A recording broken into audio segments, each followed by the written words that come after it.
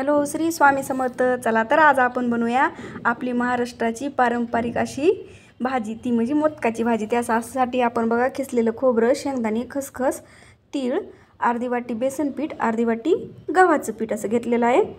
आता याच्यावर आपण बेसन पीठ, गव्हाचं पीठ एकत्र मळून घ्यायचे आणि त्याच्यामध्ये आता थोडीशी हळद टाकून घेऊ। नंतर थोडंसं लाल तिखट टाकून घ्यायचं आणि चवीपुरतं याच्यामध्ये मीठ पण टाकून घेऊ आपण। चवीपुरतं मीठ टाकले। आता याचं थोडं थोडं पाणी टाकून घट्टसर असं कणिक मळून घ्यायची। काळ्या मसाल्यातील ही मोदकाची भाजी एकदम जबरदस्त अशी लागती बघा। असा घट्टसर उंडा मळून ठेवू आणि आता आपण जे मोदकामध्ये भरण्यासाठी सारण लागणार आहे ना, आता त्याची तयारी करून घेऊ। आता त्यासाठी मी थोडेसे शेंगदाणे भाजायला टाकलेत। शेंगदाणे छान भाजले की काढून घ्यायचे। नंतर आपण किसलेलं खोबरं टाकून घेऊ। खोबरं बी छान असं लालसर भाजून घ्यायचं।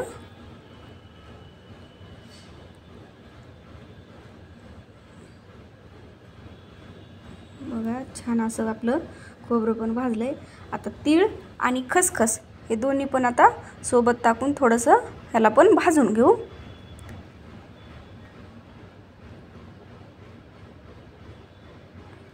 बघा हे पण छान भाजलंय आपलं। आता आपण जे मोदकाच्या भाजीसाठी रस्सा बनवायचा आहे, त्या रस्सासाठी लागणारं त्याचा मसाला बनवण्यासाठी बघा 2 कांदे छोटे छोटे भाजायला ठेवलेत। नंतर खोबरं आणि एक टोमॅटो हे आता असं भाजून घेऊ।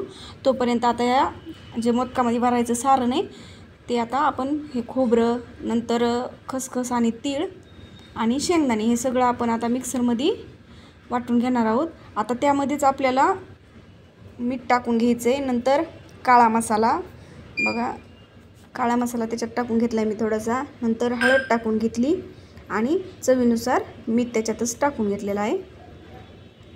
आता हे मिक्सरमधून आपण याला बारीक करून घेऊ। आता हे बारीक बघा करून घेतलेलं आहे। इकडं जो रस्सा बनवायचा आहे त्याचं पण हे भाजून झालं आहे। आता आणखी सारणामध्ये टाकण्यासाठी आपण 1 ते 1.5 हिरवी मिरची, कारण की आपण काळा मसाला टाकला आहे आणि मिरचीने आणखीच तिखट होईल। हिरवी मिरची आणि लसूण कुटून घेतलं आहे आबडधोबड, ते पण त्याच्यामध्ये छान मिक्स करून घ्यायचं बघा। छान असं मिक्स करून घ्यायचं आणि याची अशी पारी लाटून छान असे मोदक बनवायचे बघा। आणि याच्यामध्ये हे सारण आता आपण भरून घेऊ आणि ह्याचं बघा असं मोदकासारखे सेम मोदक बनवायचे। असं काही नाही की डिझाईनच अशी आली पाहिजे तशी आली पाहिजे। साधे आपण गावाकडं करतं साधं असं पाऱ्या वगैरे पाडीत नाही, तर असंच बनवतात मोदक, तसं बनवले तरी चालतात।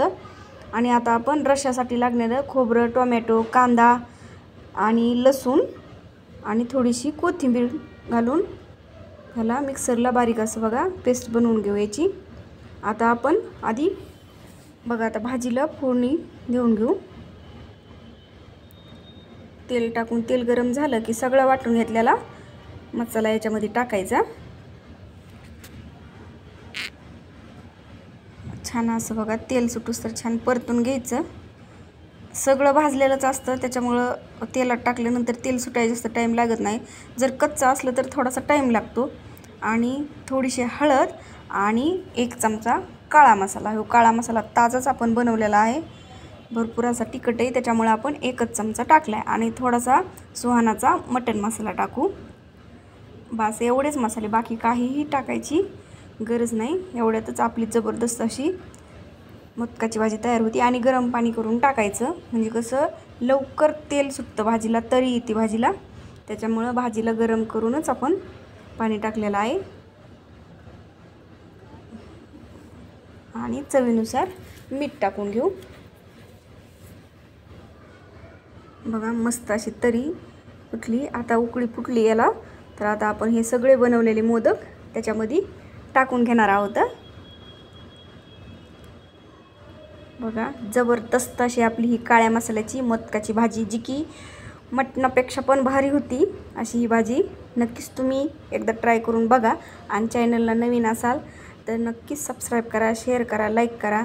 सबस्क्राईब केलं म्हणजे तुम्हाला माझ्या ज्या नवीन रेसिपी येणार आहेत सोप्या आणि साध्या भाषेतील तुम्हाला नक्कीच लगेच कळून जातील. त्याच्यासाठी नक्कीच सबस्क्राईब करा. बघा तयार आहे आपली मोदकाची भाजी आणि याच्यासोबत बाजरीची भाकर असल्यावर तर एकदम उत्कृष्ट. धन्यवाद.